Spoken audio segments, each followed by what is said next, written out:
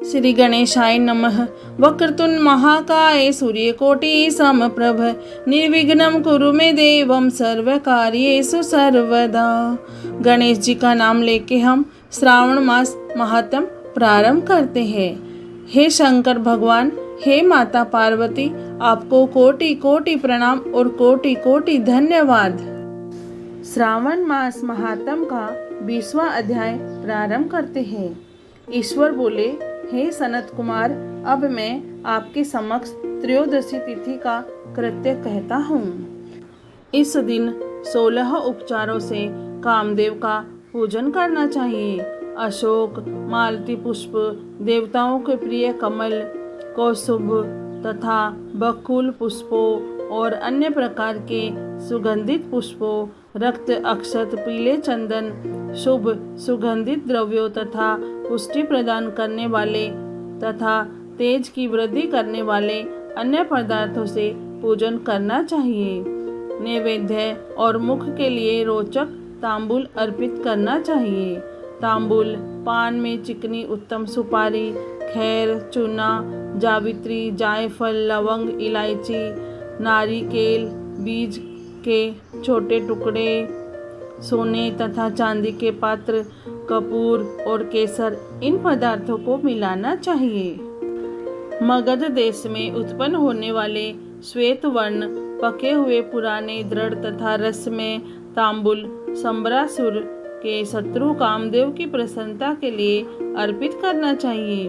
उसके बाद मोम से बनाई गई बत्तियों से कामदेव का निराजन करें और पुनः पुष्पांजलि प्रदान करें। इसके बाद उनके नामों से प्रार्थना करें, जो कि इस प्रकार से है। समस्त उपनामों में सुंदर तथा भगवान का पुत्र प्रद्युम्न, मीनकेतन, कंदर्प, अनग, मनमंथ, मार, कामात, संभूत, जस केतु और मनोभव कस्तूरी से सुशोभित, जिनका वक्ष स्थल आलिंगन के चिन्हों से अलंकृत है।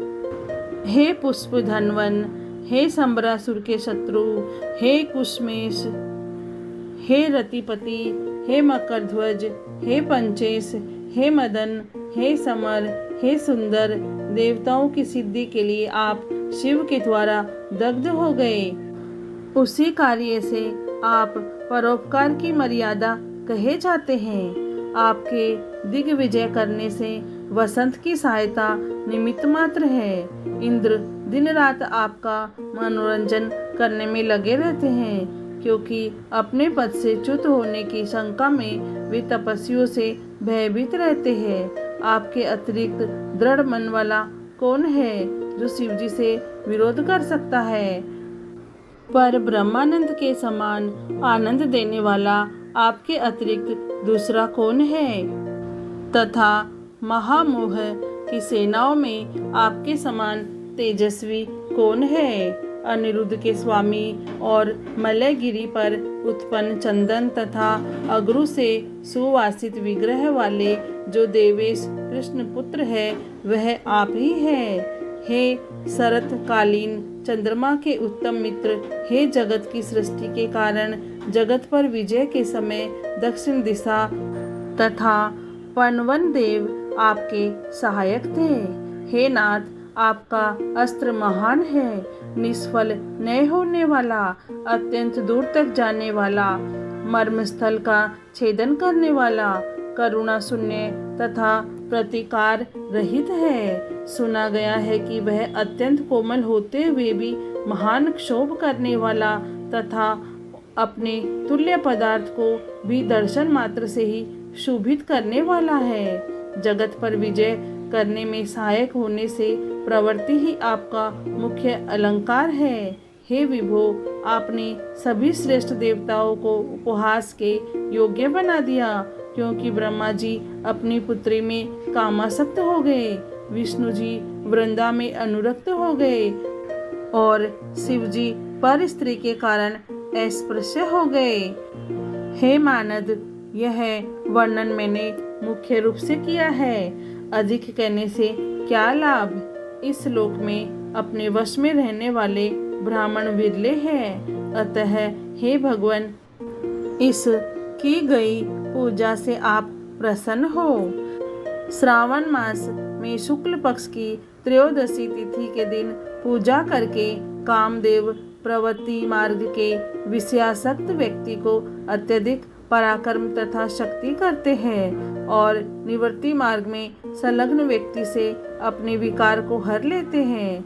श्रावण मास में शुक्ल पक्ष की त्रयोदशी तिथि में अपनी पूजा के द्वारा संतुष्ट होकर ये कामदेव सकाम पुरुष को अनेक प्रकार के अलंकारों से भूषित तथा मनोरम स्त्रियां प्रदान करते हैं और दीर्घजीवी गुणों से संपन्न सुख देने वाले तथा श्रेष्ठ वंश परंपरा वाले अनेक पुत्र देते हैं। हे मानद, त्रयोदशी तिथि का जो शुभ कृत्य है उसे मैंने कह दिया।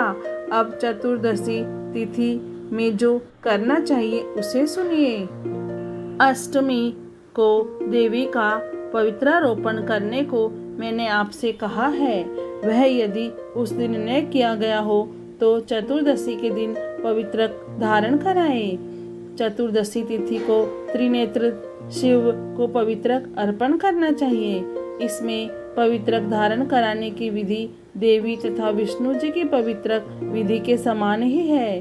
केवल प्रार्थना तथा नाम आदि में अंतर कर लेना चाहिए। शिव आगम तथा जाबाल आदि ग्रंथों में इसकी जो विधि है उसी को मैंने कहा है। विकल्प में इसमें जो कुछ विशेष है उसे मैं आपको बताता हूँ। 11 अथवा 48 अथवा 50 तारों का समान ग्रंथि तथा समान अंतराल वाला पवित्रक बनाना चाहिए। पवित्रक 12 अंगुल प्रमाण के, 8 अंगुल प्रमाण के, 4 अंगुल प्रमाण के अथवा पूजित शिवलिंग के विस्तार के प्रभाव वाले बनाकर शिव जी की प्रसन्नता के लिए अर्पण कर देने चाहिए।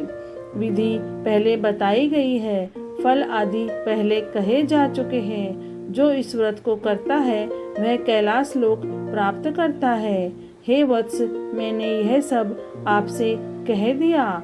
अब आप और क्या सुनना चाहते हैं? श्रावण मास महात्म का 20वां अध्याय पूर्ण हुआ। हे भोलेनाथ, हे शिव शंभु, हे माता पार्वती, आपको कोटि कोटि प्रणाम और कोटि कोटि धन्यवाद। ओम नमः शिवाय।